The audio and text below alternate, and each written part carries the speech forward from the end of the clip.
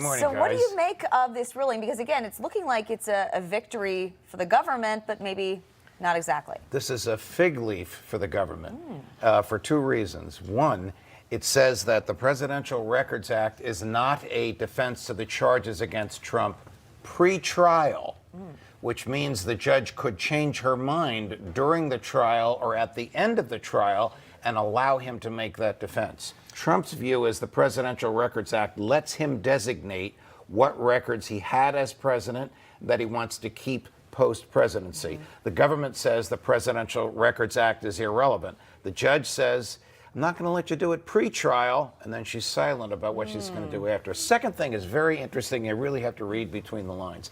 A decision of this magnitude should cite all kinds of case law and other decisions by other judges to reinforce what she said.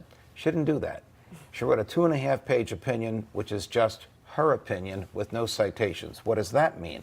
When Trump appeals it to the appellate court, they're going to send it back to her and instruct her to write an opinion, because they can't hear an appeal where she hasn't given the reasons for her decision below. What does that do? Eat up clock. Exactly. Yeah. Exactly. Boy, they want this these Trump cases to go to trial so quickly, Judge, but nobody wants Hunter Biden's federal tax charge case to go to trial before the election. Isn't that interesting? Jack Smith is like maniacally unethical about getting this case to trial before the election. Very, very dangerous. If you even hint at threatening a judge. Now, the threat is to appeal her. It's not to harm her physically. But if you even hint at that before the decision, you have turned off all judges in the system, because the last thing in the world a judge wants to tolerate is a prosecutor or defense lawyer coming into the courtroom saying, if you don't give me what I want, I'm going across the street to the appellate court. You have the right to do that. You don't shove it in the judge's face. She more or less turned this around and put it right back at him.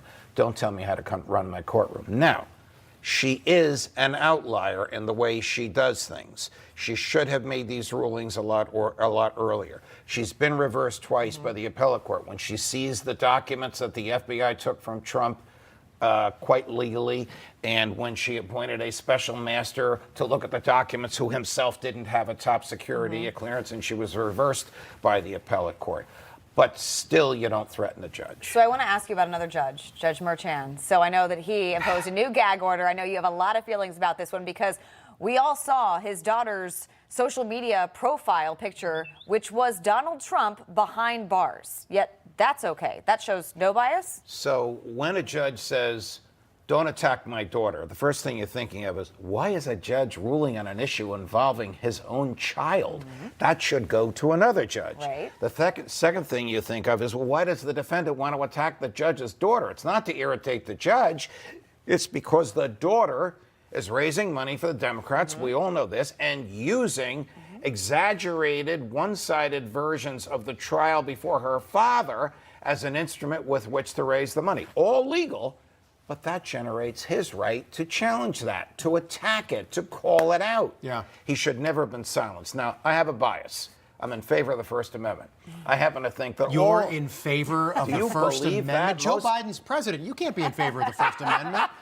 But most judges believe that gag orders work. Right. Most judges say it insulates jurors and it protects witnesses. There are other ways to insulate jurors and protect witnesses. You do not silence the defendant from articulating political speech, and that's exactly what they're doing to Trump here. Look, everyone's attacking Donald Trump. He can't fight back now? He has every right to fight back, and I expect that the appellate division will reverse Justice Marchand. They're not going to take the case away from him, but they're going to say, Judge Marchand, don't rule on a case involving your daughter. Send it to another judge in the courthouse. Elise Stefanik wants this judge to recuse himself. Could that happen? It could, but I think it's unlikely. She's not in the case, and he hasn't done anything prejudicial to the case. I think it was wrong for him to rule on the daughter, but it's not prejudicial to the Judge, case. we have 20 seconds left. I can ask you another question, or do you have a joke? I don't have the joke today, and I knew you teased the joke. We'll and go as with the I'm question. walking, and I'm thinking of my stand-up comedy days, but I can't think of one appropriate. There were stand-up comedy days? Yes, that's another story. Wow. Oh. Wow. I'll tell you what. have questions. All right, Judge Andrew Napolitano, we'll leave it there, my friend. Pleasure, guys. Good to see you. Have a great weekend. Happy Friday. Why is Yes. everybody happy when I'm here? It's not me. It's because it's It's Friday. you, it's sir. you. You are a national treasure.